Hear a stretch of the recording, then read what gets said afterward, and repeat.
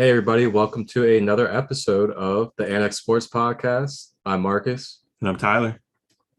How are you doing today, man? I'm doing pretty good, man. How are you? I'm doing really good. Yesterday, I went and helped my friend with her first health and wellness festival, which was pretty good. It was really successful. There's probably maybe close to 100, maybe a little more people. Yeah.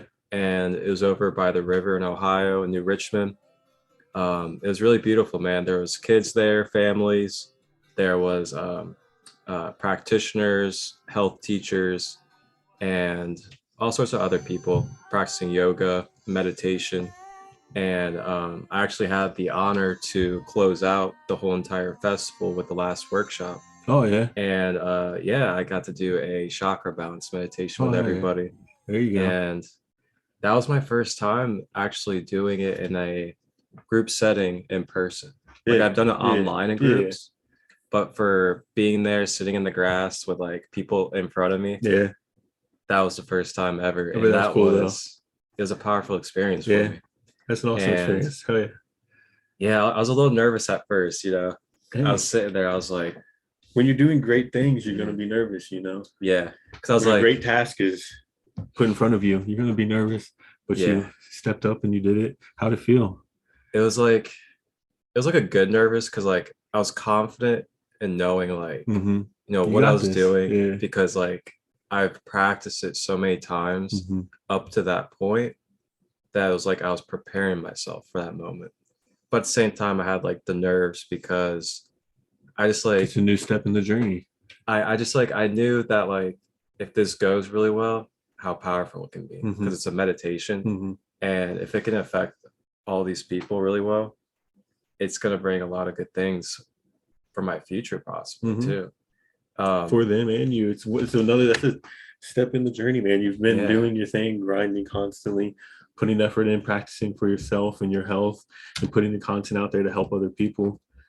And this is just another step in the journey where you're actually doing it in front of a group of people gathering, Yeah. And that's pretty awesome to share something like that, share something you love with a group of people like that. Yeah, it's something, because like in that moment, those people are there for you. Like they're there because you are the person that's in that space. And it's really interesting. So yeah, I was like a little nervous at first because I was like, I had my eyes open and I was just like looking at people with the mic and I was just like sitting there. And I was like, you know what? I need to like take a deep breath and just like close my eyes. Yeah. And just talk to the mic with my eyes closed, like meditating with them. And they'll like follow me. So I like closed my eyes and then I started talking with my eyes closed. And that was when like I started getting into the flow because when I was like looking at everybody, I was like in my like judgment type of mode. Like, oh man, are they like judging me or something? So I was like, all right, I feel close my eyes. And then I just like started flowing. And next thing I know, like when I could hear like take a deep breath, I could just hear everyone go like, I was like, okay, this is it. That's and then awesome, closed it out. And I was just like, thank you, namaste, everybody. And they're all just like, namaste. That's awesome. And then they like started asking me questions afterwards. And I pretty much like told them my story, told them how like when I went to prison, I taught meditation to people and all that stuff. So yeah, it was a really powerful time, especially to share the story with everybody that actually wanted to hear that. So now I've made more connections. I'm going to start collaborating with other people that do meditations and stuff. That's awesome. It's gonna be cool. Oh yeah. So what, do you guys have like you said you help with a booth or? So I was just kind of like helping set up. Okay. And breaking stuff down afterwards. And then I pretty much just like free roamed and just hung out the whole time. Okay. Yeah, it was cool. Okay, that's awesome. I went around to like all the vendors, just like talked to them, connected with them. Pretty much got collaborations with a few of them too. And then I got a Reiki session, a Reiki master there, which was really cool. Really helped me clear out any energy that I didn't have or that I had carried with me into that festival, so to say. And Reiki it's a wonderful practice. It really helps with just clearing your energy, and it can also help with healing your body as well. That's why I like to practice it myself. Yeah. Oh, yeah. That's awesome, man. It sounds like a good day. It sounds like a good experience. It is awesome. But awesome. Happy for you, man. Kids, awesome. Kids crafting, meditation, live music and DJs, food trucks there. Mm-hmm. It was great. It was a good time. Yeah. That's awesome. But that was it was called the Rebirth Festival, and that took place out here in Cincinnati down by the river, and it was hosted by my friend Aurora Sky. And it's going to be something that's going to be continuing every year, and that was the first anniversary of it. Oh yeah, first time doing it. I'll have to make my way down next year. Yeah, it sounds like a good time. Sounds like a great experience, especially for you, man. Yeah, and I'm gonna be honest, your boy is gonna be looking into creating some of his own, because that right there was a taste of like, I kind of want this in the future. Mm-hmm. Like, I want to have something like this, where like all these people are gathering and really just having a really good time. It's really good to see. That's something you could do. We could promote it on this, man. Is like group meditation, fucking in a park around here, something like weekly, bi-weekly, monthly. Yeah. Like, start getting out there like that, man. Like, that was just the first stepping stone now. Exactly. You know? But hell yeah. Yeah. Happy to hear it. Thank you, man. What's going on with you? Nothing that exciting. Nothing that new, you know, just continuing the grind, being in the gym, being on my meal plan, eating. Yeah, is there any step in the process every day, you know? Any changes or like big growth spurts that you've accomplished like within the last couple of weeks? I've kind of plateaued my weight a little bit. It's a matter of I'm at about 195, trying to break through. My goals for the longest time has been 200, so I'm right there. So it feels good. But I've been stuck at 195 probably for like the last week or two. And honestly, this is a big part of it. Like, a lot of people don't understand, but like, when you're training, it's not just, or when you're doing something for your physique, it's not just a matter of being in the gym and training hard. It's not just a matter of eating your food correctly. But other things in your life, stress is something that can hold you back. I've been going through a lot of stress, dealing with a lot of shit. And I feel like it's been holding me back a little bit. Yeah. But making sure I'm on point with my training and my eating as much as possible has made sure like it's not impacting me in a negative way. I haven't been falling off or anything. But just keep grinding, keeping my head up, you know, keep going, keep working. Maybe some big changes coming in the future, but we're not going to get too deep into any of that. Maybe some big announcements in the future. We'll see. But for now, it's just the daily grind right now, you know. Keep an eye out. Yeah. Keep an eye out for those announcements. We'll see. But just trying to, you know, take each day as it comes, live in the moment. You know, I'm trying to stop focusing so much on the past or the future, but really just living in the moment right now and doing what I need to each day to make sure the future is set up. If you worry about today, then you don't have to worry about the future, you know. So that's kind of just the headspace I've been in, you know. Cannot be said better. But other than that, you know, just been looking forward to these Game 7s that we're about to have. So nothing too exciting, you know. But yeah, that's about it, man. I don't know. You know, I wanted to come to that festival yesterday, but it was unfortunately not able to make it. Yeah. But it's great to hear about it. I'm glad it went so well for you. Yeah, dude. It was honestly just like one of those days that you really don't get to live too often, just because of how free it was, you know. That's one of those things, like I told myself at the beginning of the year, like when an opportunity comes up, don't turn it down, you know, because you never know how often something like that will come up or how often you'll be able to take advantage of that. Yeah. So when you have those opportunities come up, so many people. Yeah, like, you connect with a lot of people, and it helps you grow individually. You doing that in front of so many people helps you grow. When opportunities come up, take advantage of it. Say yes. Yeah. Get out of your comfort zone. Do things that make you uncomfortable. Yeah. You know, like coming in here and doing this podcast for the first time wasn't necessarily in my comfort zone, but it's turned into something that we both enjoy doing, and like it's been fun, and like we've reached a good number of people so far in the short amount of time we've done it. So we just see where it grows. But, you know, do things that make you uncomfortable. You know, it's how you get personal growth, personal development. See, I was thinking about sometimes you have to also reflect too. Like do like really healthy reflecting upon like something just to see like the growth, because like I've been reflecting lately too. We've only had this podcast for like, I believe maybe close to a month now. Yeah, this is 4th or 5th episode. Yeah, so it's like about just a month or over, yeah. And we have already like created as much content as we made and also reached as many people as we have. And also really just like already found our groove with it. And it's just like sometimes it takes people like a very long time to get their project like in gear or actually like even running. Like you brought it up and we dove in like head first, just you know, like put in the work even from the the writing beginning. out and blueprinting like takes a long time, and we just like didn't even do that. We jumped in, we had an idea, we're like, you know what, this is what we want to do, let's start it. We sat here like, let's get a game plan, and we attacked it. We're not, I mean, we don't sit here with a lot of structure or anything, but that's what makes it cool. It's just us hanging out, we're talking sports, just like freestyle, just like the dudes hanging out. This is what we do in our free time anyways. This is what guys do. Like, and then we're also introducing them to our personal lives and shit like that. Like, it's a whole cool thing that we've created here. At least I think it is. I don't know. Definitely. It's definitely unique too, the way that we've done this. I don't think I've really seen a podcast this style. It's a mix of everything, really. Hopefully everyone else enjoys it though, you know.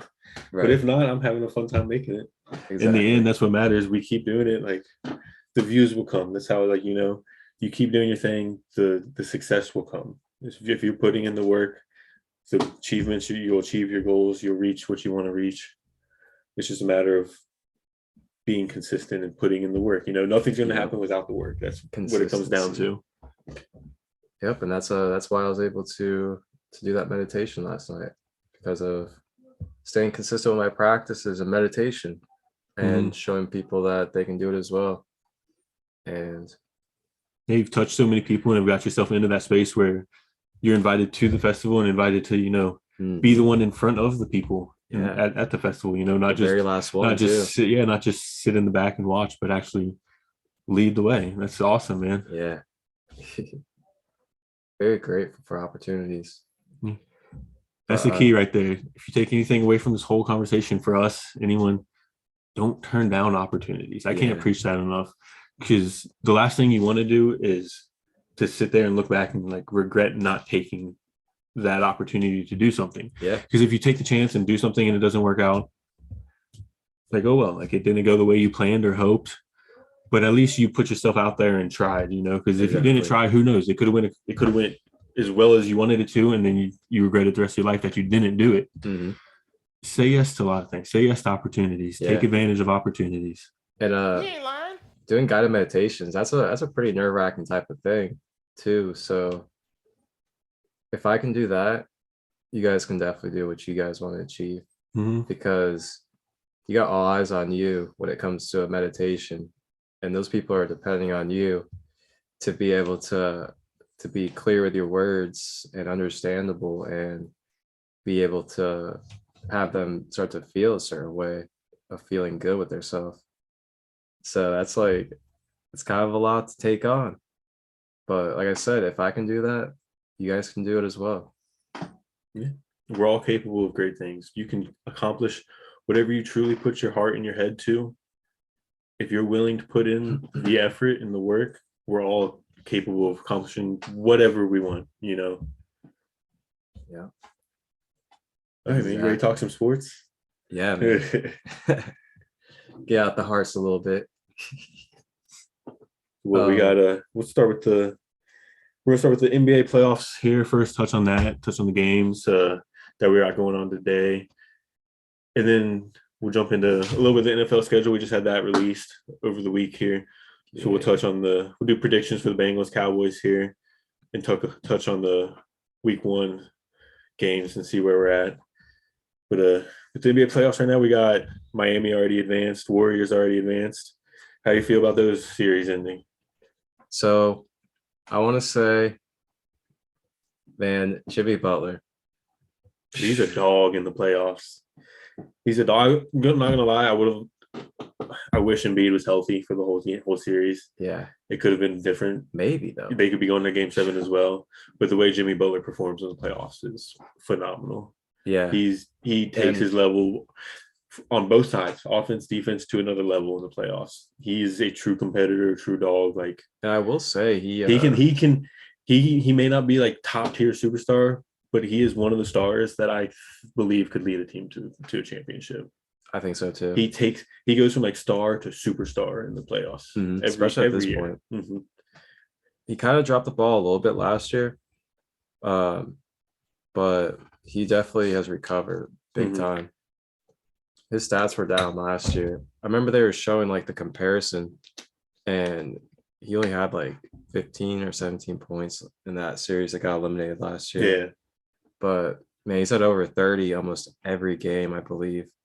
And he's just been playing phenomenal defense, guards the best player a lot of the time. Oh yeah. Like, and the team around him is so good. Like, that's gonna be a hard team to beat. Especially if he continues to play at that elite level, that's gonna be a hard team to beat. And then we had the Warriors close out the Grizzlies in 6. That one, that's kind of how I saw it going. Like, close out 6. It was a very competitive series, though. Except for the one game, we had a 50-point blowout. Where would it end up? I don't think it ended up being by 50. I think it was like, I forget, 30, 40 somewhere. It was like 39 40. Or something like that. I think it was 39 exactly. But they were up by 50 something at one point. It was insane. Yeah, I remember at one point it was like 111 to 61 or some shit like that. I was like, oh my god, what is going on? I was in shock. I was like, am I really seeing this happening to the Warriors without Ja Morant? Right, without Ja Morant, that's what sucks too, is another injury. But I mean, I don't think it affected the series that much. Yeah, if they could beat him by 50, then they probably could have beat him again if they really were the better team. Yeah, the Warriors overall are definitely we're the better team. Like, I think we both had them in 5 or 6 around there. Yeah. Yep. They came out, did their thing. Klay Thompson went crazy in game 6. Klay, he had 8 threes, I think. Thompson. He is back. He is back.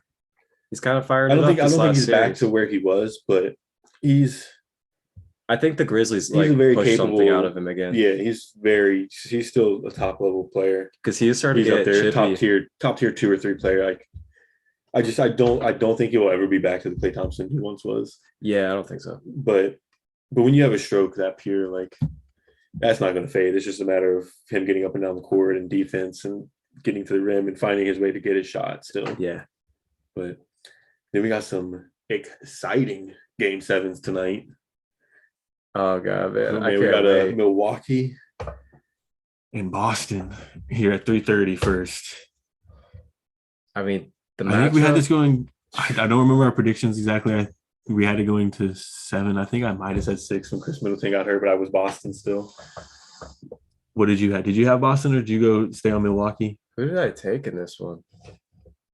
Well, in your original prediction, I think you had the Nets, and then that went sideways. Right. I forget who you. Semifinals. I think I chose. I think you have Milwaukee in 7. I think I chose the Bucks in 7, didn't I? Yeah. So you still got the Bucks winning tonight? What do you think? How are you looking at this game tonight, dude? So you know what? I really like Giannis a lot, and I'm gonna have to stick with him. Yeah. Yep. So you got Bucks tonight. I'm gonna take the Bucks. I'm definitely taking Giannis tonight. I'm gonna stick with the Celtics too. I got to stick to my gun. I mean, it's not in 6, but I take 7. Let's get Celtics win. Yeah. But speaking of, they were your dark horse. Yeah. I took them to the finals. I got to stick with them now. But speaking of Giannis, something I want to touch on real quick.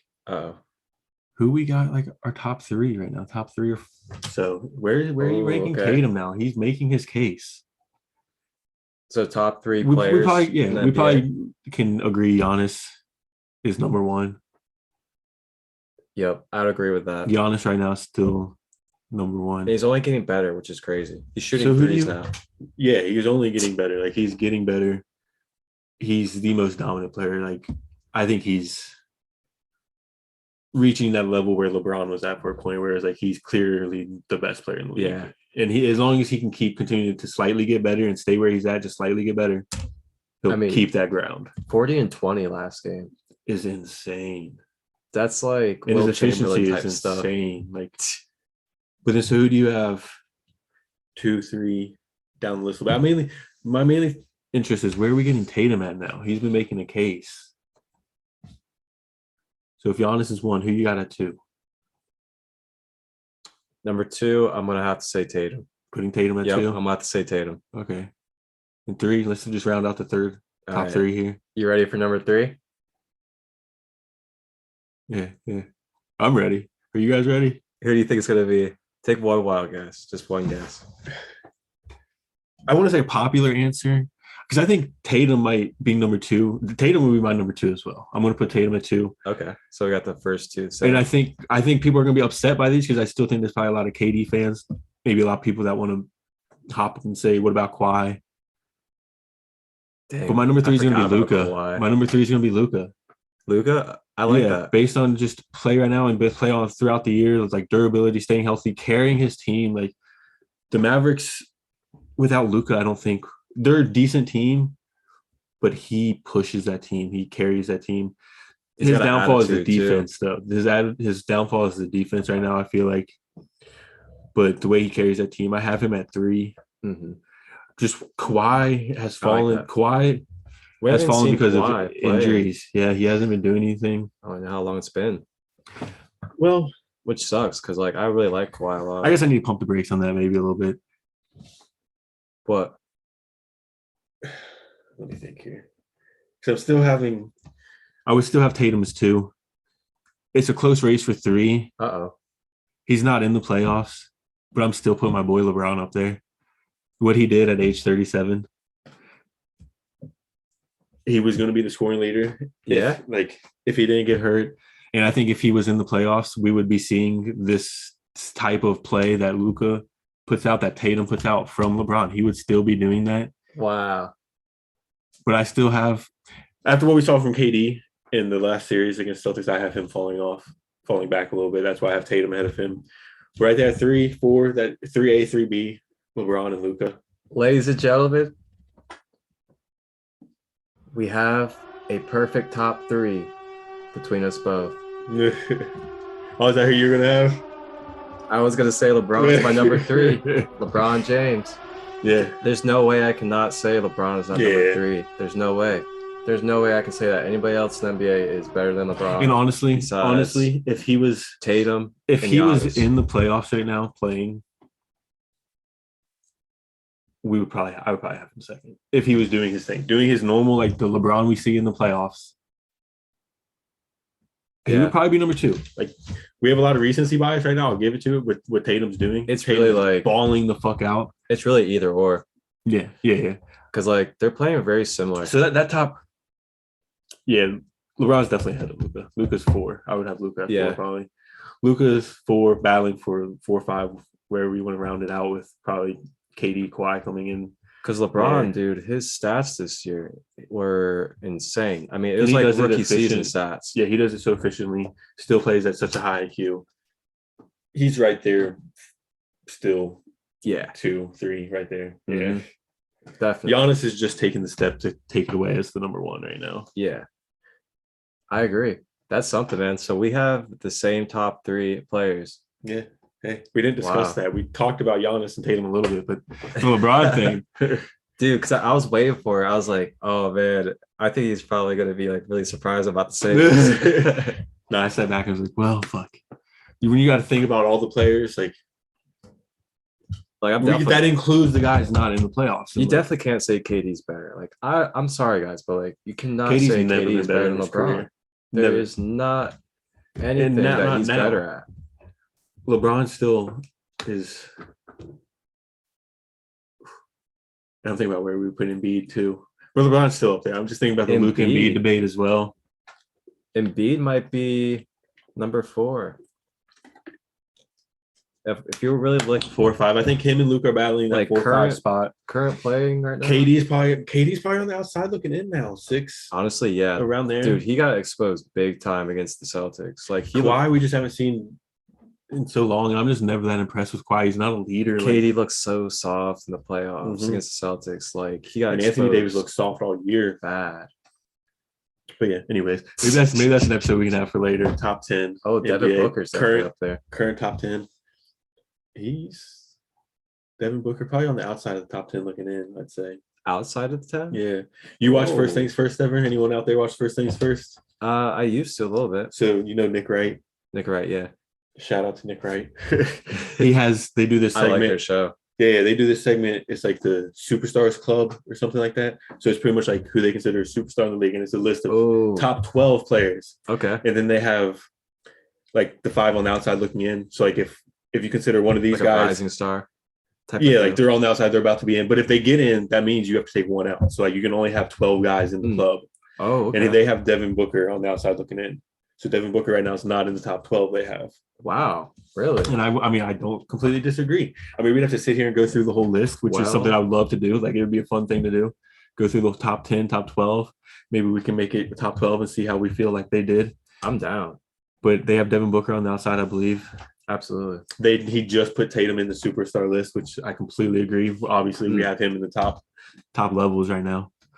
But yeah, that'd be fun. I think that'd be a fun show. We'll do that. Let us know if you guys would like to see that top 10, top 12 list or something like that. The active players right now. I'm down. And we could do that for NFL during NFL season. Yeah, we could do like cool best quarterbacks, stuff like that. Cool. Brainstorming on the moment. Yeah. But we also have Dallas and Phoenix tonight. Third game 7. Where are you leaning? I think we both had Suns winning this. How you feeling, man? This is gonna be a good game. Luka and Devin Booker been going at it, man. The Mavericks have just like really pulled out some crazy things this year. Like really when you think they want to do it, you know, they've just like, they kind of proved a lot of people wrong, I feel like. Oh, yeah. The fact that they ended up being like the number 4 seed in the playoffs and then Luka, man, getting past that first round to another level in the playoffs. I've been seeing this stat. He is the leading leader in playoff points per game. Most points per game. He's averages like 39 points per game. He's above Michael Jordan now, who's been the leader for the longest time. Yeah. Whoa. Yeah. He takes his gameplay to another level in the playoffs. The only thing is his defense could be a little better. His impact on the defensive side is not that great. But he does complete. If you sit and watch them play, the way he controls pretty much the whole offensive side of the ball. Kind of reminds you of like a LeBron when he was with Cleveland the first time. Everything runs through him. He brings it up. He'll post up, look for open players, make a move himself. Yep. Like not much happens without running through Luka. He does get a lot of assists and he gets basically like triple-double. Like and he still gets those rebounds because he's a taller guy. Like he does his thing. He has a huge impact. Just like to see him get a little better defensively, but I think that'll come with him taking care of his body a little more, maybe being a little more conditioned and in shape. Because being a good defensive player takes a lot of physical ability. So I like to see him do that, but one of the most skilled guys in the NBA right now. I would say so. When you just say, look at his skill set, passing IQ, it's like a white LeBron from Serbia or wherever he's from. Hey, man, shout out to Bronson for stepping up this playoffs, man. He's really stepped up. Yeah. He carried that team when Luka was out in the first round. Right there. Like that's like they don't have this award, but like a most improved player in the playoffs. Like he took it to another level. He's been consistent clutch. Too. Yeah, coming up clutch for them. But who you got? See, like that's that Gemini part of me where I'm like, you know, I want to have fun with it and just like mess around, be like, you know. But then there's part of me that's like, maybe I should really take the Suns serious. But I'm just like, I don't know. Like, I really want to see Luka win. I really like Luka. And I just want to see him win. That's what you want. Is that what your brain's telling you? I feel you. That's kind of where I'm leaning. Like, I think Luka. My heart tells me the Suns. Yeah. I think Luka is the best player in this series. Yeah. I think he's gonna pull it out for him tonight. I got the Mavericks tonight. I'm going against what I said earlier in our predictions with the Suns going. I just feel like, but I have the Mavericks. I have the Mavericks beating the Suns tonight, and I feel like I think it's gonna happen. I feel like Devin. And this is nothing against Devin Booker. I like Devin Booker, but I do feel like he's kind of been a little full of himself this series, and it might come back on him. Yeah, he's good, but he's not the level Luka is. I think Luka's gonna dominate this game tonight. It's gonna be a good game. You know it's gonna be a good game, but I'm putting my money on Luka. Put my money on the best player in the series. Yo, I'm gonna have to agree. I'm taking Dallas. Yeah. I want to take Dallas tonight. So then that sets up. Just touch on it real quick. That sets up. You got Bucks against Miami. You going Bucks in the East? Bucks in Miami. Yeah, if you have Bucks winning tonight, right? Yep. Or today, a little bit in a couple hours here, a few hours. Yep. Bucks in Miami in the So Eastern that'll have Conference Bucks Finals. and Miami in the Eastern Finals. You got Bucks.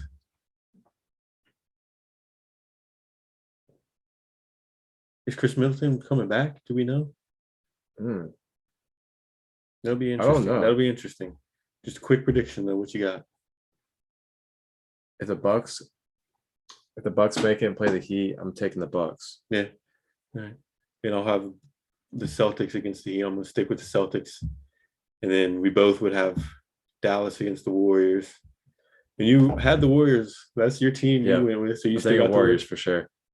Yeah, I think that's where the run's going to end for Luka. Is the Warriors are too good. The ball movement, I just think it'll wear him down. I don't think he's going to be able to get past them. Yeah. So the Warriors in the finals again against either the Bucks or the Celtics is what we see. It'll be good. This is some big games. I'm excited for these games tonight. Yeah, this is a treat for NBA fans. If you guys out there NBA fans, which hopefully you are if you're watching this because we talk NBA a lot, we got some gifts this year. The playoffs this year have been so exciting, so competitive. And then going into football, we were discussing this earlier, just how many teams are good and how competitive it's going to be. Like we're in for a treat when it comes to the NFL season. That's something we can talk on. You want to talk on our schedules real quick?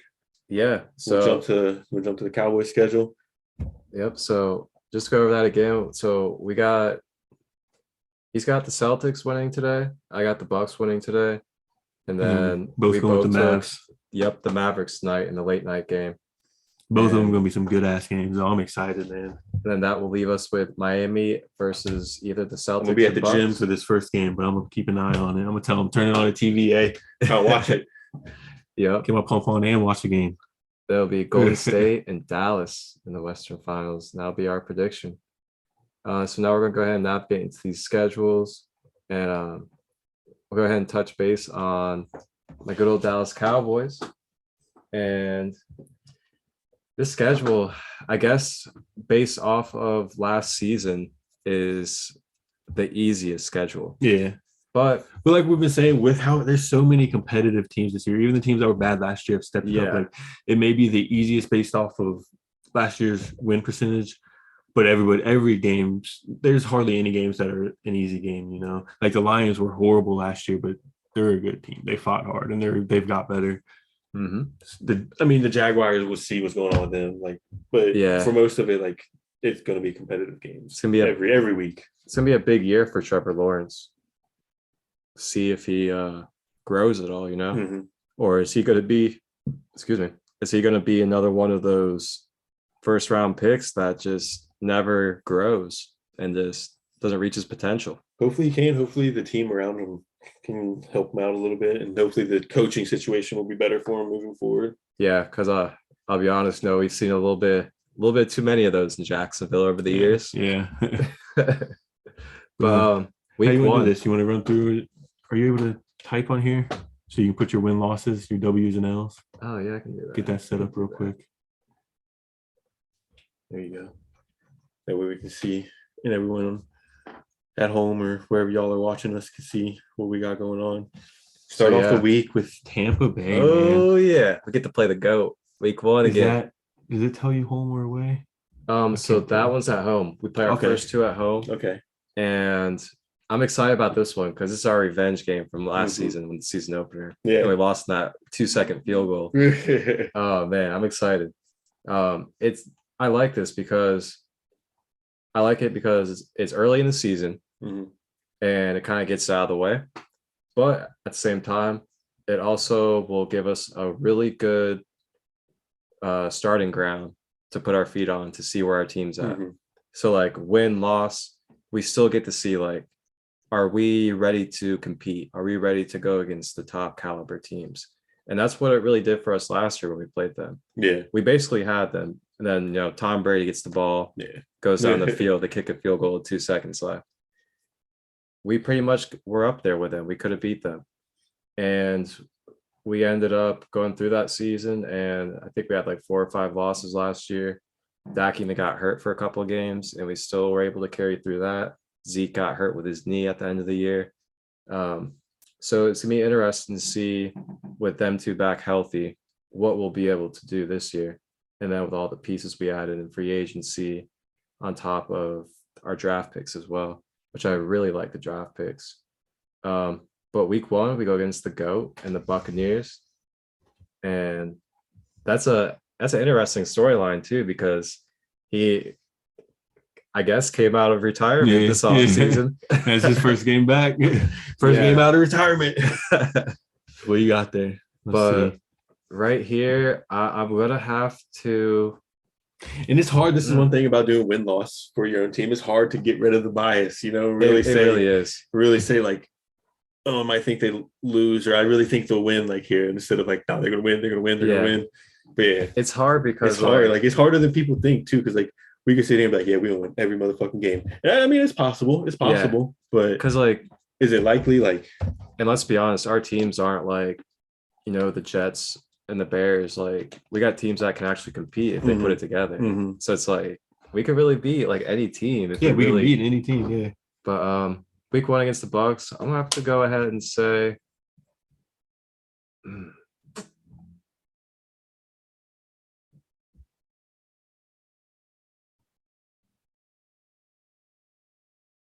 I'm gonna take the W. Yeah, I'm taking the W, man. Okay. I think we're gonna end up winning that one. I think it's gonna be a 1-score game. It's gonna be really close. I feel like it is gonna be. I think we're gonna get it this year. Yeah, and get that kind of like revenge. Ooh, week 2 matchup. That's gonna be a good one. Uh-oh. Down in Dallas. Oh man, sound the alarm. Yeah. It's gonna be a good game. Man, we gotta do something. With the Bengals hats here. Hey, we gotta do something that day. But we also got the Cowboys in the back. Hey, shit, when is that? September 18th? Hey, let's start a fun. We'll travel down to the game, man. See how much tickets will be. I mean, oh man, it'd probably be expensive to get down there, but we'll see where life's at by the time we get to September. Yeah. See how things are going. Yeah, that'd be cool though. Especially in Dallas Stadium. Like I've never been to Texas, man. Neither have I. Yeah. Yeah. Road trip. I'd love to. What you got here? Man, the Cowboys versus the home team. You know what, man? I'm going to give this one up to the home team. I'm taking the L for this one. Yep, I'm going to take the L. Yeah. I respect it. I think the offense is going to be a little bit too much for our secondary. Yeah. I think Jamar and everybody, it's just going to be too much for that secondary. Yeah, I think that's kind of how the Bengals are going to kind of start to become that Chiefs team we saw when their offense just became unstoppable. But honestly, I think we might be slightly better with the upgraded offensive line we have. Yeah. And I think our defense is coming together. Are balanced. I think our defense is coming together better than what we saw the Chiefs have over there. But if you look at our offense now, I would take our offense against any Chiefs offense they've had. I mean, Patrick Mahomes obviously is an unbelievable talent, but our wide receiver cores overall, and then our running back, like the Bengals offense we're going to be putting points on some people. Yeah, I mean, and we have a defense to where we can get, we may give up some yards, but we force turnovers and get sacks. So it's going to be, the Bengals are going to be, I think, a really competitive team this year. Yep.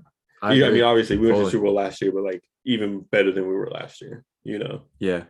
I mean, when you really look at the team, it's well balanced, and the offensive approach is exactly what you want to have in the NFL, which is a balanced offense. And that's what's helped us so much is all of that all that talent on the offense is young, and it's saving us the money to where we've spent some money on our defense and some money on our offensive line to where, and then drafted defensive players to where we're balanced. We're not so heavy to where our defense is going to be bottom of the league. No, we're still going to be like top 10 defense probably. Like we're up there in the top like 3, top 5 offense. Like very balanced team. I'm excited. Yeah, because I mean, even if you look at the Chiefs and like their big run that they've had, they haven't had a top 5 running back like Mixon.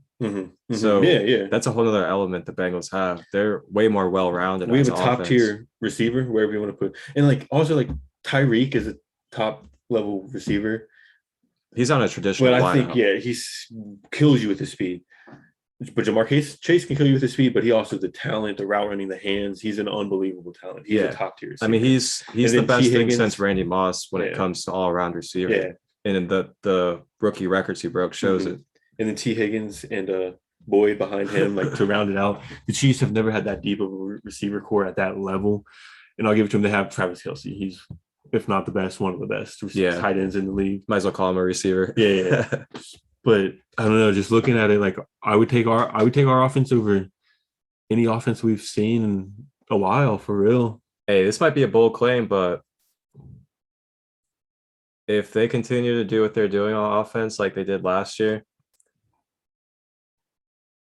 this could be one of the best offenses in NFL history. Yeah, this offense could, because it's just like off running the running ball, passing the ball. Like, what do you do? How do you stop them? Like, they could put up, if they keep it together and keep going how we were into the playoffs and during the playoffs, they could put up some historic numbers and and have an offensive line now. That's like, we did all that without an offensive line. I mean, you look back at it's crazy. You look back at the 90s Cowboys, Emmitt Smith, Michael Irvin, Troy Aikman, like Jamar Chase, Joe Burrow, Joe Mixon. The 2020s are about to be the Bengals decade. Like, I'm calling it. Like, that's what it is. Like, the Cowboys had the 90s. The Patriots had from 2000 to 2020. The Bengals are about to, like, as long as Burrow is healthy for the next 10 plus years, like, they're going to be a very competitive team. And for the next 3 to 5 years, while the talent's young and they have like these people they signed on their contract, they're going to start forming like a dynasty. Let's be real here. They're going to start going to the playoffs and be competitive in the Super Bowl every single year. The only thing that can stop them is injuries. I'd say so. So then you got I got the loss on that one week 2. I think you guys will beat us next. I think you guys will beat us. Maybe like, I think it'll still be a competitive game. But maybe like a touchdown. I was gonna say maybe 10, but I still think it'll be a competitive game. Yeah, maybe a late like field goal or touchdown or something that kind of puts it out. But it'll be a competitive game. I see. Yeah. Giants. So, I mean, they added like 2 first-round picks, but they still have Daniel Jones at quarterback. Saquon's iffy. He's never really healthy anymore. I'm gonna have to take the W on that one for sure. Yeah. And that probably won't be close, to be honest. I'd probably say like maybe a 20-point game. Yeah. Damn. He's got him. He's putting him down. He said 20. I mean, I can see it though. We just like, the Giants aren't much. We've just destroyed the division the last couple of years. Yeah, and then Washington, they go by the Commanders. Washington Commanders. I'm at the W, man. I'm not even going to try to lie to myself about the NFC East besides the Eagles right now. And then the Rams. Ooh, this is going to be another Now, this is one where I have to think about it. Coming off the Super Bowl victory, they have lost some players. I believe they did lose Von Miller, right? They lost Von. They lost Robert Woods. Andrew Whitworth retired. Respect to him. Former Bengals player. Yeah, much respect. Hall of Fame career. Walter Payton, Man of the Year. It's going to be a tough one. They also lost Sony Michel. Honestly, man, I would not be surprised. I think I see you guys getting a dub just from my side of it. We almost beat them last year in the regular season. Yeah. They've lost some talent. And you guys, I'm going to take the W, you guys are man. coming up. For real. I think you guys are coming up. And that's the thing. People don't realize, like, as long as you guys have the talent, as long as you guys can put it together, like you could be a very competitive team in the NFC. And people that don't really pay attention to the Cowboys don't really realize the young players, especially on defense, that we have that are like coming up and becoming better. Like we have Micah Parsons, Trayvon Diggs, we have Jabril Cox from LSU last year is coming back. We have Tank Lawrence still. We have Fowler now. We just drafted Sam Williams in the 2nd round. If anyone doesn't know who Sam Williams is, he's an edge rusher from Ole Miss, SEC. He had 12.5 sacks. He had equivalent statistics to Aiden Hutchinson last year, who was the number 2 pick in the draft. So there's players that are under the radar on this Cowboys team that you may be getting used to this year. So just keep an eye out. Jalen Tolbert as well at wide receiver. there's some key players that have been added. And something that's interesting or exciting about the NFL is there's always those undrafted players that make a huge impact, you know? Mm-hmm. Like there's so many guys that just come out of nowhere, 4th, 5th, 6th, 7th round picks, undrafted players that make an impact that we don't even know about, that we're not even discussing right now. So I'm just putting that out there, not necessarily for the Cowboys, but just a thought that I had is like, as you were talking about these unknown players, it's like, there's these guys that make a huge impact. And it's something that's exciting about football. Like these games. That's what the Cowboys do. Yeah, Cowboys specialize in drafting and finding undrafted free agents. It's how you make real ground in the NFL for real, because you find those gems that don't cost you a lot of money and turn them into something, and it helps your team get to where you want to be. Take a guess. You'll like this one. Take a guess what round La'el Collins is drafted in. 5th. Undrafted. Oh, damn it. La'el Collins. Yeah, that's crazy. You guys' new starting tackle was actually a caliber starting tackle, was an undrafted free agent by the Cowboys. Hell yeah. See, that's like a lot of the times it's what it is like, look at Tom Brady, man. Yeah. 6th round pick, like the GOAT. Like a lot of times just finding these gems. It's not even the number 1 pick, the number 2 pick, the top 2 round pick. Like Dak was like a 3rd or 4th. He was a 4th round pick, I believe. Like, yeah. So back to this though. What you got? We always get deep into discussion. Still got a whole a schedule and a half to predict. Rams, I want to take the W. Yeah. I think by week 5, and we're going to be coming fresh off of these NFC East wins, we're going to have that fire in us. Dak's going to be, all on his competitive leader juices, and then Zeke's going to be mixing it up with Pollard. CD's going to be going.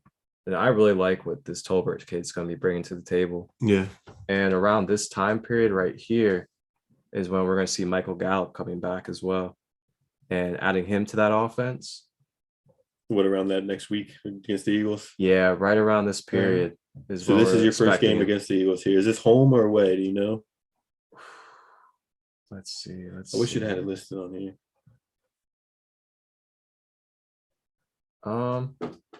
No. It's at Philly. At Philly.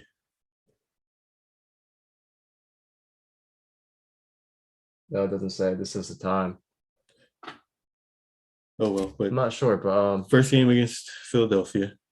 See, that's probably the only really the other competitive team in your division. Yeah, I would say so for sure. Because the Commanders, I mean, they Giants, they ain't got nothing. Nothing to worry about for real. The Eagles, a lot of people I've been hearing riding on the Eagles for real, giving them a lot of hype. Well, there's maybe taking the division from you guys. I was gonna say there's some analysts out there that are trying to take the Eagles to win the NFC East. Like, I mean, if they have a good year, like I feel like the easy and smart pick is the Cowboys, but the Eagles are like like of the Bengals last year. Like no one saw that happening. Yeah, the Eagles, I don't see them in the Super Bowl, but I mean, if they have a good ass year, they could maybe win the division. But they would have to. I'd have to see their schedule. That they'd have to have a really good year for them to win enough games to beat you guys. But I'm not the one. I'm not the analyst out there predicting them to take it.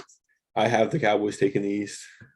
The Eagles. But what you got in this first game, this first matchup in October? The Eagles, man. The Eagle fans out there are gonna hate me, but we're definitely taking the W.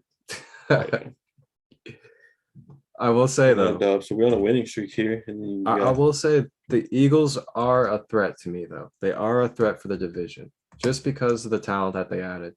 But your leader is not a very good quarterback. I'm sorry. And then the Lions, not a team to really be threatened by, but they played pretty competitive last year. I would take the W. Take the W here. Absolutely.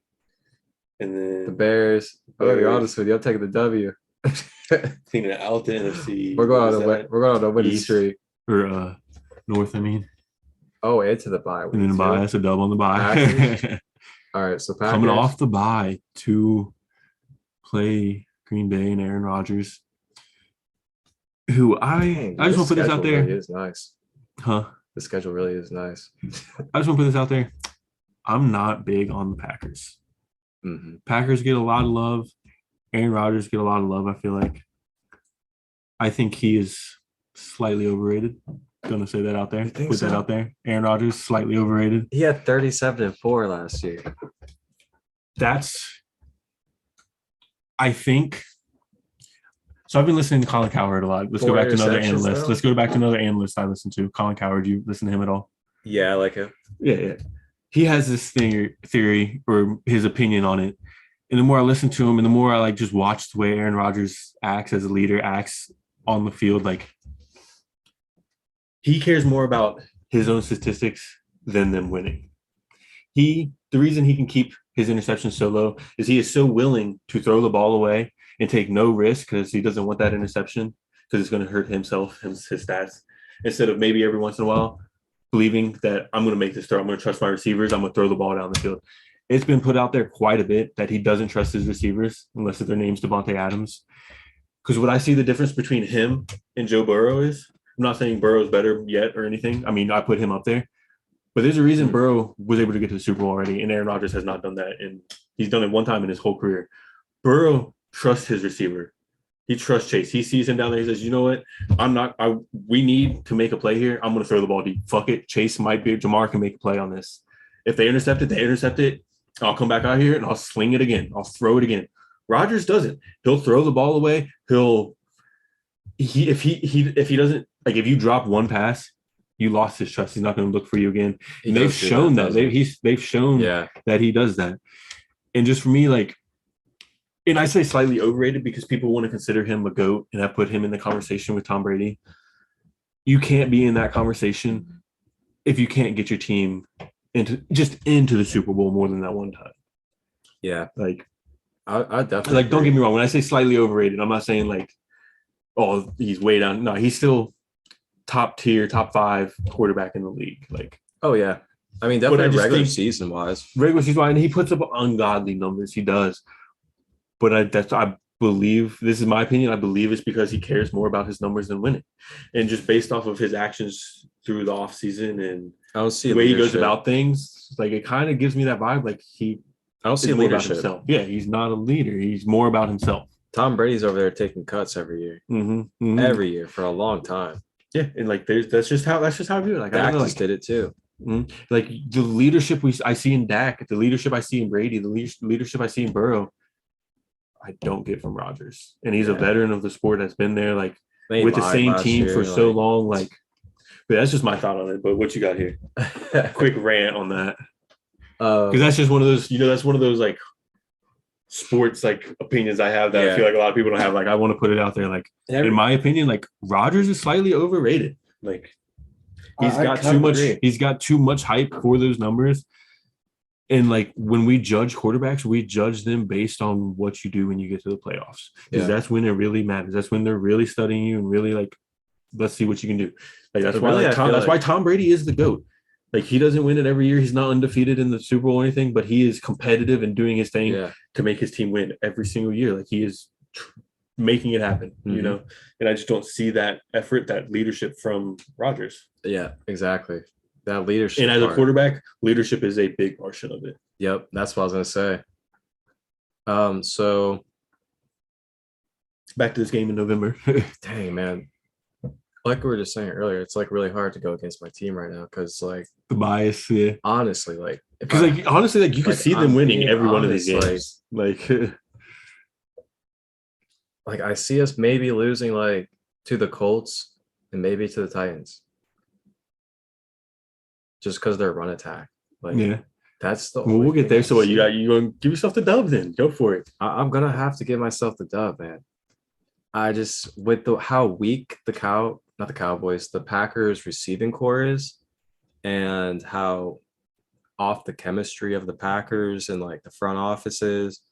And I mean, he's got completely new receivers that he's gonna have to build with. He doesn't have Devontae Adams that he can just keep on. And we'll see how their defense is. They've drafted some young defensive players. So I want to take the dub. I mean, I don't blame you. The Cowboys are a good team, going to be a good team. It'll be close though. It'll be close.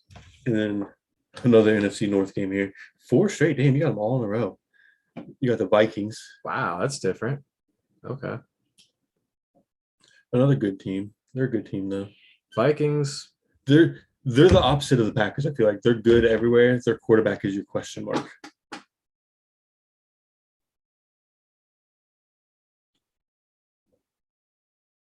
I think this one is more iffy than that Green Bay game, honestly. Yeah. Like, I'm being like honest here. Vikings are one of those teams that people are going to hate us. These Green Bay fans are going to hate us. But like, honestly, we struggle with teams like the Vikings. I don't know why. I mean, they're a good run team. They're well balanced on offense. It's just a matter of Justin Jefferson. It's a matter of Kirk Cousins, what he does. Their defense is always solid. So, I mean. But then again, like, I just think about, like.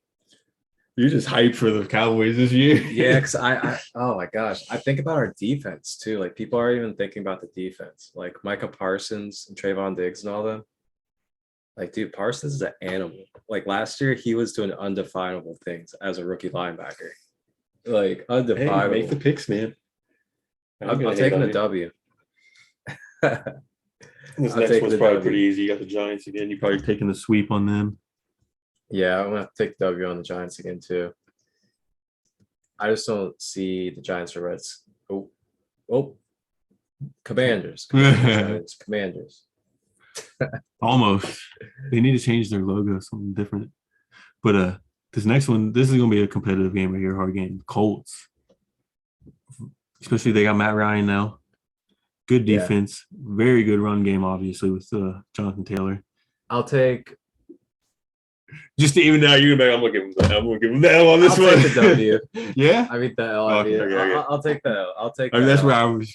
Like, yeah, this is one of the losses I see you guys having. I can't say that we're going to go, like, one loss all year. Couple easy games here in a row. I think Taylor is going to be the problem. Jonathan Taylor. Yeah. It's going to be the problem for us, I feel like. Then you got the Texans. And whatever team they put together. That's going to be a W. Who's their quarterback? Davis Mills or something like that. Oh, really? Are you serious? I'm not sure. Yeah. Oh, God. And then you got the Jaguars. The Jaguars. Give yourself a double on that one, yeah. It's kind of scaring me. I hope we don't get upset by one of these teams this year. Yeah.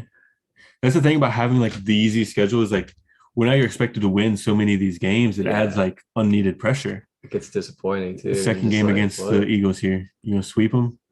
Clean sweep, or are you going to give them one? The most competitive team in the division.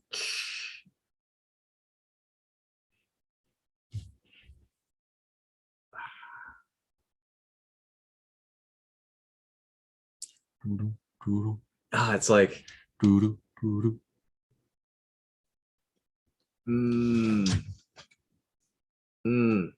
sweep. Does it happen, Eagles fans? Or do you guys fly? I'll give you my opinion just on this one real quick. It's late in the season. I think you guys are going to split one. I think you're going to split the series. Yeah. With them. I think you sweep everyone else, split it with them. Okay. I don't know if it's the first one or the last one you lose. I could see that. But I will say late in the season, though, every single time we play the Eagles late in the season, and like something's on the line too, we just like destroy them. Yeah. That's what I was going to say. I think you guys might lose the first one, just kind of underestimating them or something, and they come out and get you.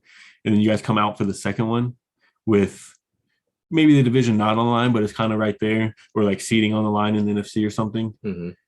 And you come out and take care of business. You guys are rolling. By then, things are in a groove. So I have a harder time seeing you lose the second one for real. I'll take the W, man. But I also would not be surprised. Yeah, I would also not be surprised by the sweep, like at all. Yeah, I'm taking the sweep. That's right. Cowboys taking the sweep in the NFC. Fuck you, Philadelphia fans. I'm just kidding. Just kidding. You guys are welcome to watch our podcast as well. Love you. Love the Sixers. No flying over here, guys. No fly zone. Sorry. Yeah, unfortunately, not for the Eagles fans, though. Yeah. No love lost. Sorry, guys, but I will have to say you guys had a very lucky year when you went to the Super Bowl. Hey, we gotta be real out here. Backup quarterback and all that. that. We gotta keep it real out here. We're fans as well, you know. So we're gonna hate on our rivals. It is what it is. It is. It happens. You guys will never have a backup quarterback ever do that again. Another hard game here, the Titans. This honestly, I'm like this personal thing real quick from me. Actually. Yeah, taking the L. Sorry to interrupt. Oh no, you're good. Personal thing though. What were you saying? Becoming a slight kind of a fan of the Titans. On a personal level, my mom lives down in Tennessee, and I've been visiting her down there and stuff, and it's kind of cool. And we tried to go to the playoff game last year, but tickets got so expensive. Oh yeah. But I've just been watching the Titans play because when I visit her as well, that's the team that's on TV. You know, it's hard to find a Bengals game down there. You talking about the Bengals Titans playoff game? Yeah, last year. Yeah. Okay. Yeah, we were looking at it, but it just got so expensive, and she had a lot going on at the time, so it was hard to make happen. But slightly become a Titans fan too. Yeah. Yeah, kind of cool. They're a good team. They're a good team. I want to see they're exciting right now because Willis. Yeah. You know, Malik Willis, see what he does. And Derrick Henry. Yeah, Derrick Henry, Willis, and so you give yourself the loss though. Yeah. It looks like you think you're going to struggle with teams with a really strong run game. Because another one that we debated, or you sat there and kind of debated, was the Vikings one. That's another strong run team, you know, Telvin Cook.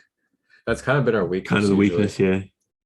And we just I don't know, we tend to kind of do bad against a couple of other divisional teams. Yeah. Because we never really play them, and then we're just not used to their style. Mm-hmm. And I just feel like Jonathan Taylor and Derrick Henry may be able to just take over the tempo of those games. But yeah. And then you'll end the season there with the Commanders. Probably take the sweep on that one. Take the sweep. And it's gonna be a clean sweep in the NFC East again. I just don't see their talent levels matching close to the Cowboys. Yeah. So you at what? 14-3? 14-3. Damn, that's a good year. 14-3. What was the best record last year? 14-3? What was we go 15-2 last year? No, there was no 2-loss. Just 14-3. I remember late in the season, a lot of the top teams were dropping ball. They were just dropping games. What the heck? 14-3. That's a pretty good record.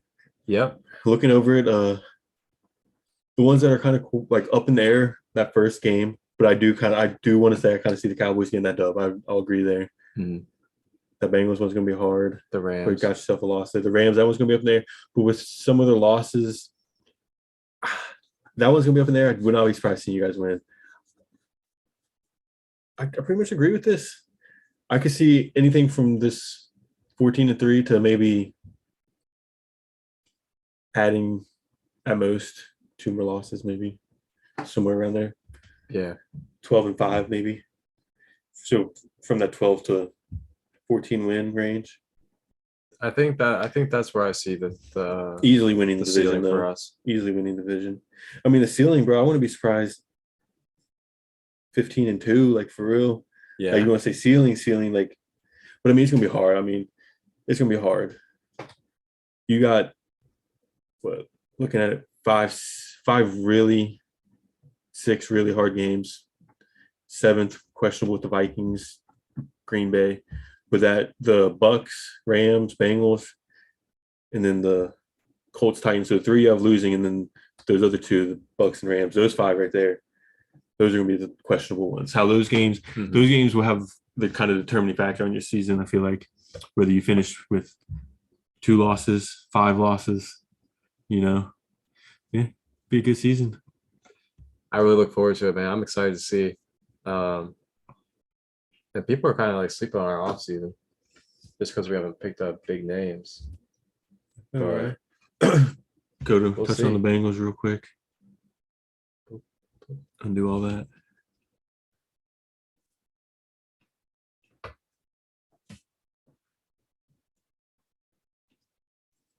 All right, man. So your Cincinnati Bengals. Right out the gate, we got this one's cool. It tells us home and away too. We got the Steelers at home. Right out the gate. Oh, that's 9-11. Rest in peace. I'm going to take a dub on that one. Let's be honest. We handled the Steelers. We handled our division. Besides the Browns, which, the games we lost to them, it's not going to happen that way again. We sat all our starters in the last game, but we handled our division last year. And the QB situation they have going on over there in Pittsburgh. Yeah, we don't know. They're not even honestly, Not that threatened by them anymore. You know, the Bengals, I think, have taken the step to being on an elite level. And the Steelers are still at that, like, I don't want to say mediocre because that sounds bad for the Steelers, but fuck do I care? That mediocre level, you know? Like, there's still that, I guess it's not 8-8 now, but 9-7, that range, that middle round range. They like, are. It is what it is. So, I mean, I'm going to go ahead and give us that dub there. I can see that. I'm going to type it up there so we can keep track.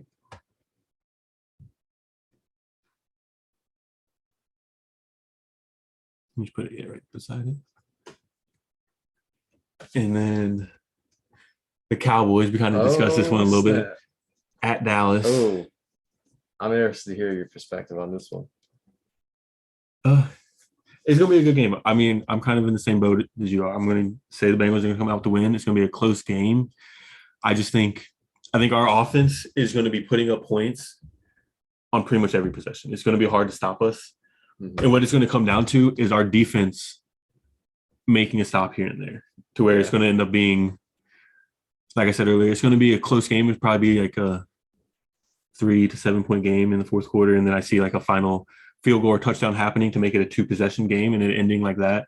But I think it's going to be a competitive game throughout. Just the Bengals offense is going to be what is too much to handle for your guys' defense, unfortunately. It would be interesting to see. I like seeing. It's going to be a good game, and I could see it going either way. Like I said, hopefully maybe we can make a trip down there, see what happens. I can see that game going anyway. That's one of those games on our schedule that I look at, and it's like, fuck, it's going to be a hard one. And for real, I mean, we have one of the toughest schedules. So, I mean, we'll get to our second half. That second half of our schedule is tough. I like seeing Dak versus Joe. That's a great matchup. Mm-hmm. It's going to be a good game. We got the Jets at New York. That one's going to be a dub. We lost to them last year. Oh, yeah. And it shouldn't have happened. Joe Burrow had a bad game. We are going to come out, and that's one of the teams we're going to be like, all right, you guys beat us last year. We're not letting that shit happen again. I don't see us. I think Burrow and the Bengals are going to be on a mission. We're not going to slip up on any teams like that this year. I think, like, he's going to have the team under control like guys. And with our veteran offensive line, too, because that's something really you have to worry about with a young, not good line like we had last year, is keeping them composed.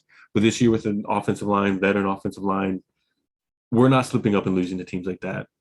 And then we have the Dolphins. Dolphins are one of those really iffy teams. I'm iffy on them. I think they're going to be their defense 7-9 team, so somewhere around there. Or 8-9 team, somewhere around there. But, I mean, that's another one I'm going to give us the dub on. I'm going to be honest. They're one of those teams that pull up upsets, though, in the season. And they got some talent. Back to the division. Ravens, another team that we handled last year. Like, these games weren't very close. Lamar was hurt second half of the year. Mm-hmm. I think we've kind of got Lamar figured out a little bit. You know, being the division team, were shutting down. Being a division team, you see him a lot. We prepare for him. We kind of got an understanding of how to handle him now. Mm-hmm. The defensive players that we added last year, Trey Hendrickson, we've handled them pretty well. This one's in Baltimore. This is tough. I don't want to sit here, like you said, the bias. You know, I don't want to sit here and go, yeah, we're going to win all these games. I mean, your guys' division, though, is way more competitive. Yeah. Especially when it comes to the Browns and the Ravens. And then Steelers, they can upset or pull off some games. I just think, honestly, like, I'm going to ride with them. I think we got the Ravens number. I'm going to take that one. Okay. I'm going to take that one as well. All right. Coming out hot. Yeah, we're going to come out hot. There's going to be a lot of wins here. Oh, boy, Cam. Uh-oh, Sorry, Cam. Uh-oh. So this is at New Orleans. Hey, maybe we can figure something out for this one, too. That'd be cool, man. Make some trips. Make some road trips. That would be awesome. Pitch in together. Fund it all. Let's make a trip to Dallas. Make a trip to New Orleans. But this is another one. I think it's going to be a competitive game. Give Cam really competitive. That here. Saints, when you look, you got to look at the Saints' off season, too. Mm-hmm. I mean, they added Jarvis Landry. Really good rookies. Mm-hmm. They added Landry. They got Honey Badger. Yeah. And they still have Demario Davis and Cameron Jordan. And that secondary might be the best secondary in the NFL, honestly, with Gardner and all them. So on this one, what I think is going to happen here. The difference, this is going to be a good game. It's going to be a shootout. What I think is going to be the final factor is us forcing Jameis Winston into a turnover. Because that's if you look back on our playoffs, when our offense slowed down, that's how we won our playoff games. Our defense stepped up, forced turnovers when we needed them in the clutch moments. Mm-hmm. And Jameis is someone that's bound to turn it over. Yep. So I see it being a shootout, being very competitive, and us forcing a turnover in the right moment sometime in the second half, and that being what gets us ahead and giving us that dub. So okay.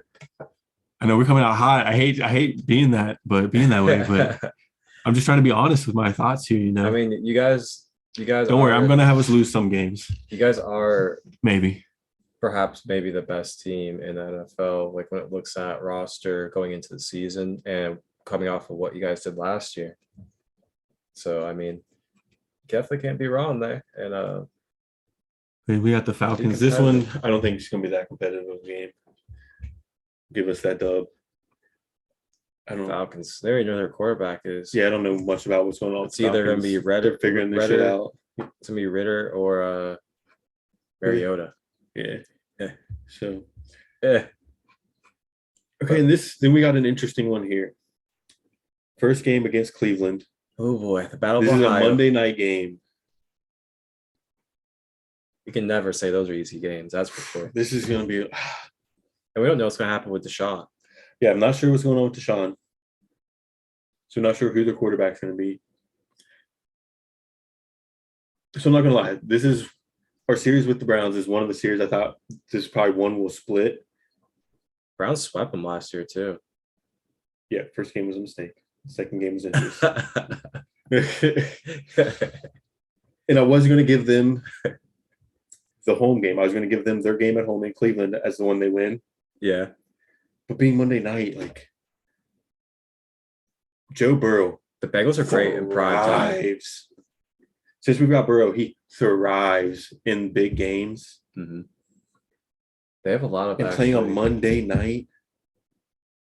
Give them that dub. Games. Give them that dub. I don't see I see them having a hell of a game right here. On Monday night, doing their thing. And then we'll give them a dub against the Panthers. The Panthers are up and coming team. I think they'll do okay. They'll be competitive, but I don't think they'll be very competitive with us. Then we'll have our bye week 10, and then we start the hard stretch here. That's a good bye week. It's right in the middle almost. Mm-hmm. So now this is where you have to really start putting some thought into these because teams are going to be flowing by then too. Like teams are going to be in gear and going. Yeah, these are hard ones. A little bit of bias on this one, but also mainly thoughts because quarterback situation still is iffy. I see us sweeping the Steelers. Yeah, I can see that. So we're saying 10-0 out the gate. Okay. Now these next two games right here. This is when the struggle begins.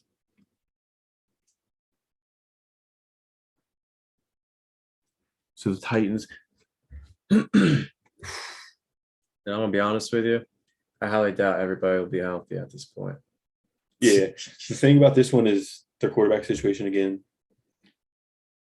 But I think Tannehill, Willis, we'll see who's there, what's going on. I mean, Tannehill is a very capable quarterback as well. They'll be. But I think I'm going to be honest here. I can't be too biased. I'm going to be honest. I think they'll be wanting their revenge, and sometimes we struggle with running backs if Derrick Henry is healthy at this point, because we faced him first game back last year. Mm-hmm. They'll want revenge. Derrick Henry will be there. This might be our first loss. Okay. At least on the way I'm predicting it, this will be our first loss. I'll give us the L here. Chalking up the L for the first time. And it's in Tennessee. So the Bengals are going to go on a 10-game winning streak to start the season, guys. It's just if you look at our schedule, like the first half of our season, besides the Cowboys game, the Saints, and then we'll see kind of where the Ravens and Browns are at. That's like the easier part of our schedule. Yeah.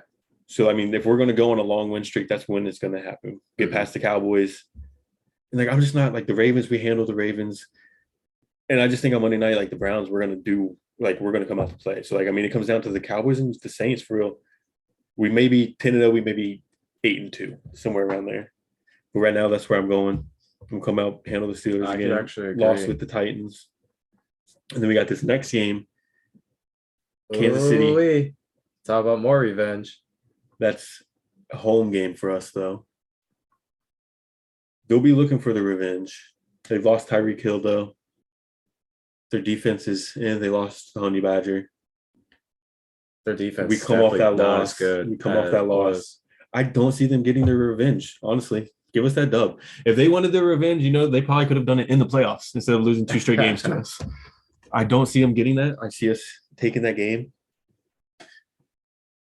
And then on to the Browns. At home. That one, this one's hard based on the quarterback situation. Mm-hmm. But even with Deshaun, I'm not sure. We have so much practice with Lamar that we know how to handle a running quarterback. But Deshaun, I think, Deshaun can throw, though. He can throw a lot better. I'll give him that. But we'll see where they got. I'm going to give us the dub on this one again. I think we're going to handle our division pretty well this year.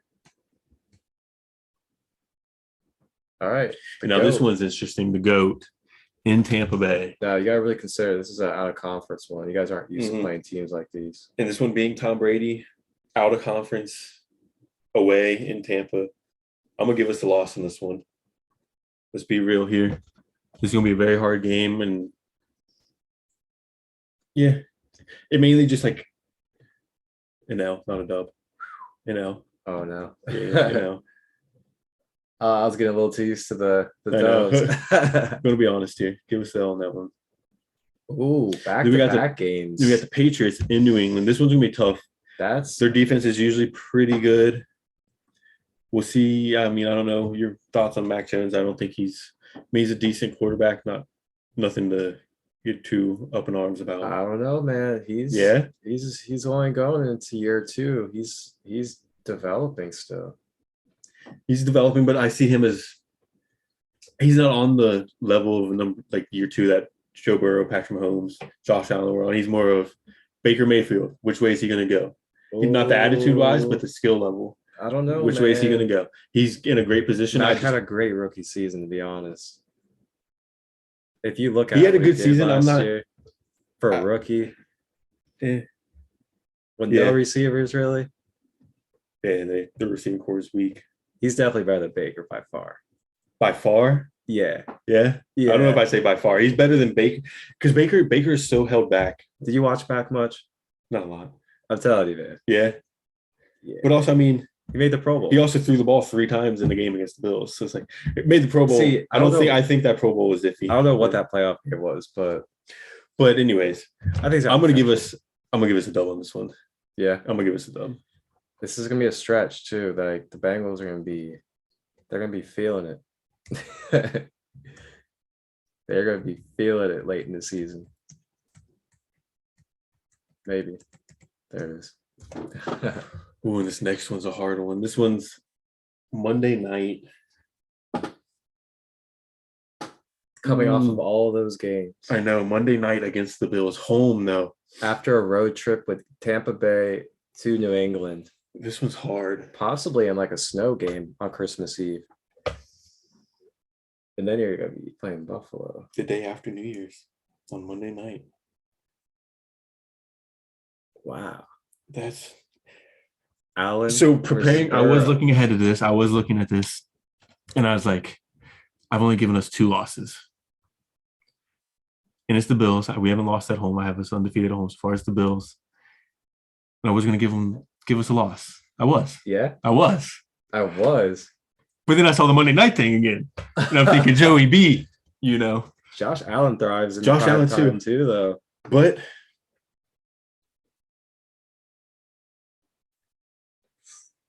I forgot on a limb. Fuck it. I went out on a limb with the Celtics. I'm going to give us this dub. All right. I mean, this all can come back to bite me in the ass, but fuck it. Let's have fun with the predictions here. If this was a normal game, because I just think Joe Burrow thrives in big games. Mm-hmm.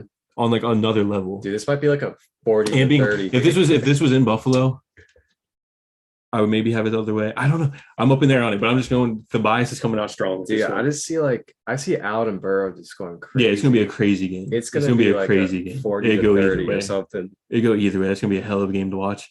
And I'm just give us a sweep on the Ravens as well, just to finish the season off strong.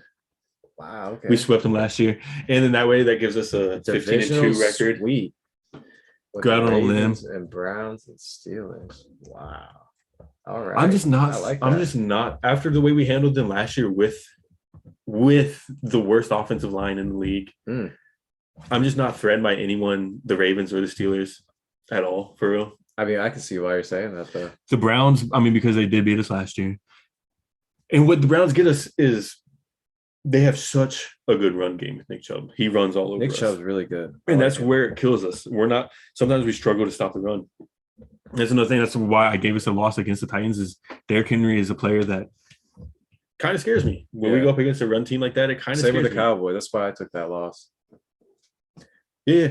So it's like, but other than that, a lot of these other teams that we play are strong passing teams. And that's why like we handle that. We can put up numbers. We can But also we got to improve defense. Like, I don't know. But this also put us in the situation of being 15-2, which I don't think's been done yet. That'd be a pretty nice record for a 17-game season. That would be pretty phenomenal. One ahead of the Cowboys, so that's always fun. It's so fun for the Cowboys. But realistically, I mean, this right here, I see as like our peak. I could see that for sure. It's definitely. But then I could also see us maybe like a 12-5 around there as well. There's so many hard games in that second half. Around there as well. I've just have a lot of faith in Burrow. Yeah. So I'm giving us those Monday night games, like I said. It is what it is. And then just like when it comes to the Chiefs, like how much we've improved compared to them. That's why I'm taking us over them. Yeah. And then it's a respect thing with Brady. I'll give him that.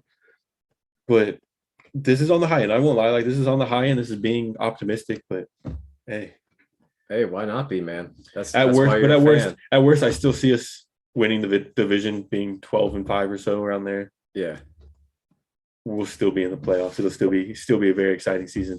But you should be optimistic, though. I mean, like I said, you guys literally, when you look at paper and the momentum of what they did last year, they look like the best team in the NFL, AFC and NFC. Yeah, what we did last year, and then what we've added on our offensive line, we've literally went to the Super Bowl with the worst offensive line in the league by far. Yeah, record number of sacks, and then improved it tremendously. Signed 3 very talented veteran offensive linemen. I mean, and then we've added to our defense. Like, we've done nothing but go up a decent, not just in my opinion, not just a little bit, but a decent amount. Like, I feel like the closest competition, like even looking on paper, all around this, I'd have to say is Buffalo. Yeah, so offensive defense. The biggest threat is Buffalo. I think us and Buffalo are the 2 best teams in the league. I could see that. That's what I could see for sure. All right. Well, that's our prediction, guys. Let us know your thoughts in the comments on Bengals Cowboys. If you think we're out of our fucking minds or what you guys think. Let us know what you think of your favorite teams. If someone else or another team that we didn't go over, feel free to drop your guys' win-loss predictions in the comments. Yep, I got 14-3 and he's got 15-2. So we're both right there. We both have a lot of faith in our teams. Like, we may be a little over the hill with bias, but hey, we're fans. We're not just doing a sports talk show here. We're fans, you know, exactly. Like, it is what it is. That's why we talk about these 2 specific teams. Like, there's a reason we're picking these teams. But just briefly, real quick, we discussed the Saints a little bit with Cameron and their schedule. We don't have it pulled up, but I think we had them going around 12-5 as well. That's funny you say that. They have a pretty tough schedule. Just thinking inside my mind, I was like, maybe we should touch on the Saints real quick, just to go over But before I forget about it, there was one thing I heard listening to just some other sports shows. I forget, but I don't know if you've heard it at all.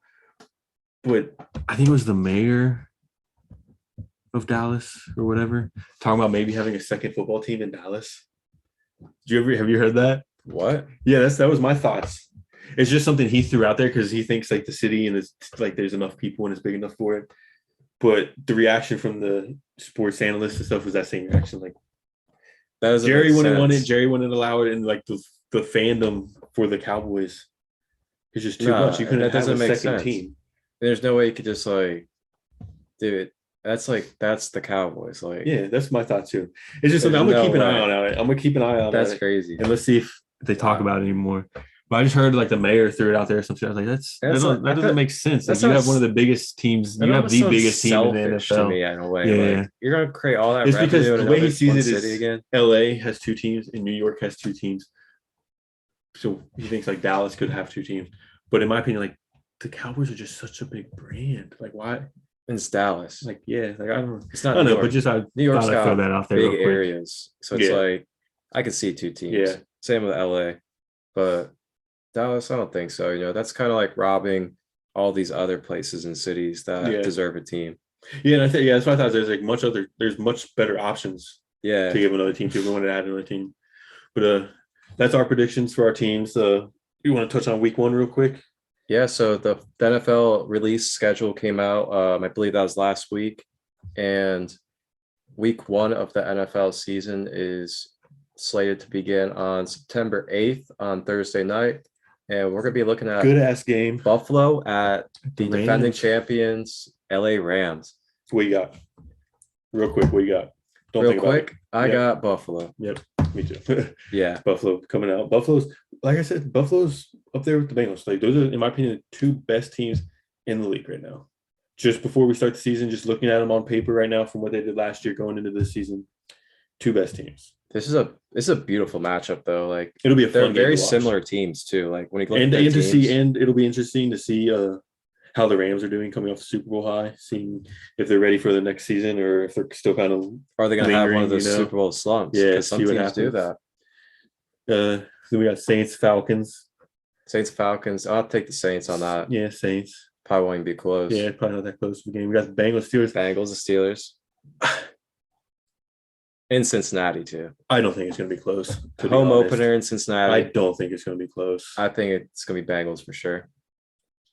49ers and Bears. 49ers. That's an interesting matchup. I got 49ers. I don't think it's going to be too close. I got 49ers. Yeah, I'll take the 49ers. They'll probably have Debo figured out by then, honestly. Even if they don't, I mean, they're so well coached and defense is so good. They're going to be a good team. They're going to be a good team regardless of what happens with Debo. If they can keep him and make things work and figure out the quarterback situation, they would be a bigger threat in the NFC, though. Yeah. They just have those question marks. They really need to figure out the quarterback situation. We just don't know what to expect either, though, with Trey Lance, to be honest. Yeah, at all. Justin Fields will be in his 2nd year. The Bears are going to be an interesting team to keep an eye on.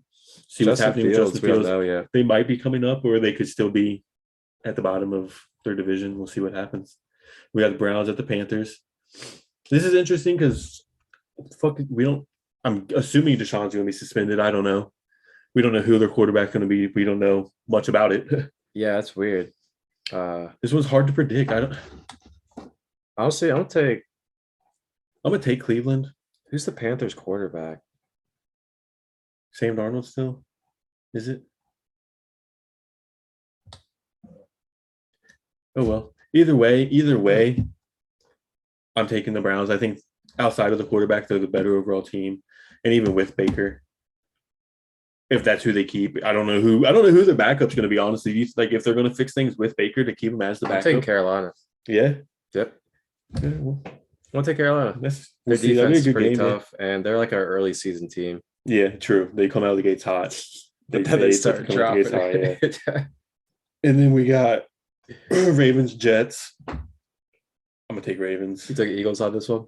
Oh, that's good. That one, my bad. Yeah, Eagles on that one. I'll take the Eagles. I think it'll be a competitive game, though. The Lions were pretty competitive all season last year, but I mean, yeah, I see the Eagles coming out on top. Ravens and Jets. Got the Ravens. I'm gonna take the Ravens because that defense. The Jets are gonna be interesting to watch in this first game, though. All the rookies that they drafted, mm-hmm. to see how they're doing. Yeah, but I think this defense is not gonna be what they want to see week 1. Zach Wilson, at least. Yeah, Zach Wilson. And the Patriots at the Dolphins. This is a good one. This will be a good test for both teams to see where they're at. And I will have to take.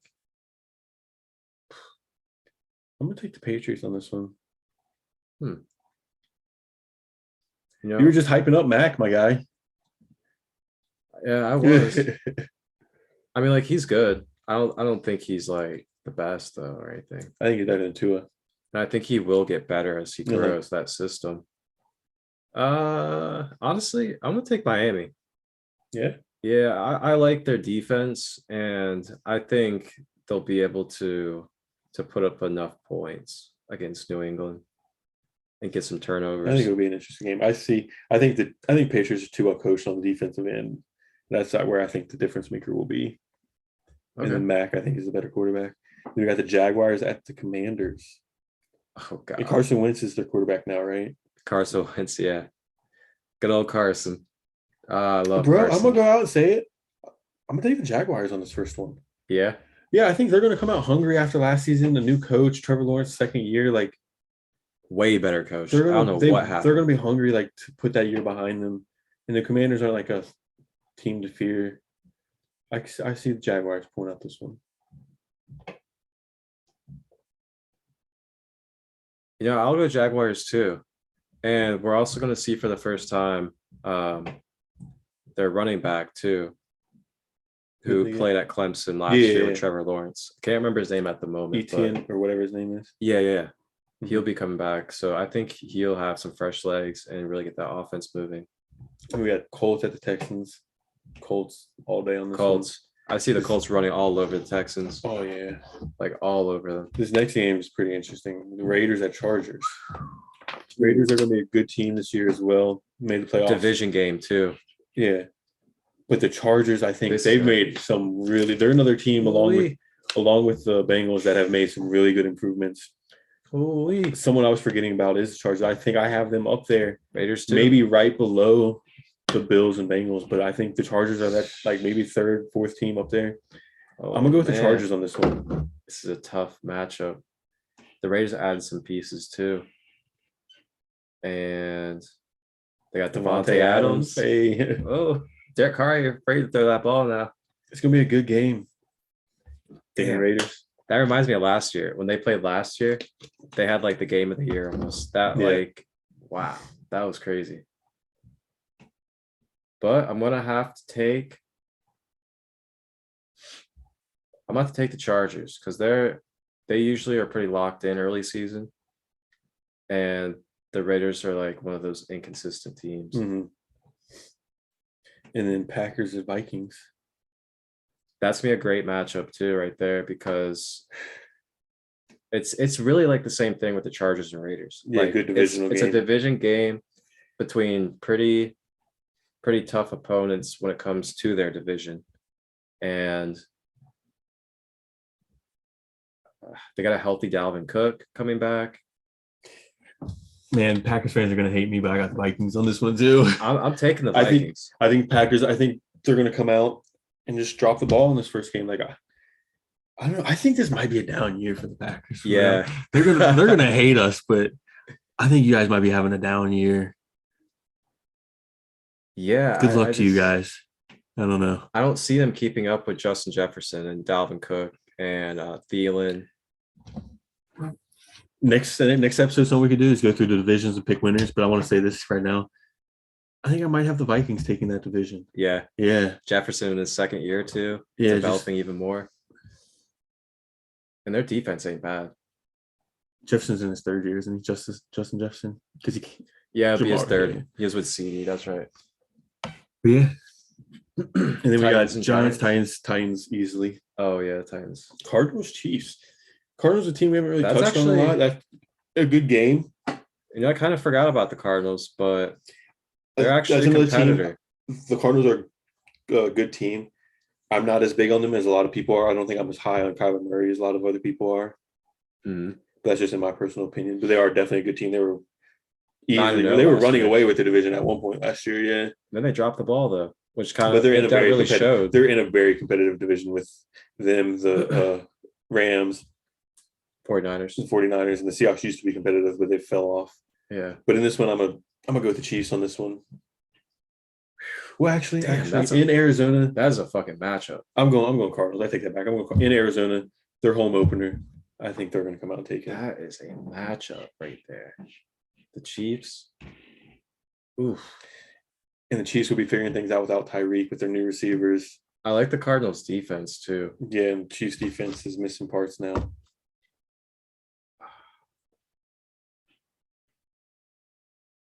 I'm gonna take the Chiefs. Yeah. Yeah, I'm gonna take the Chiefs. I feel my. We got some disagreements on this one. It's gonna be a fun week to watch. See how things go. I just I don't know. I can see Mahomes just being able to take it over top. Yeah, especially if it comes down to the end of the game. Yeah, I mean, it's a toss-up, but yeah, I wouldn't be surprised. bless you. I wouldn't be surprised either way, though, for sure. Yeah, I wouldn't be surprised either way. Oh, I don't know. I'm kind of a toss-up on that one. The Sunday night. Yeah, Sunday night closing out Sunday night. Once again against the GOAT, 2 years in a row. What you got?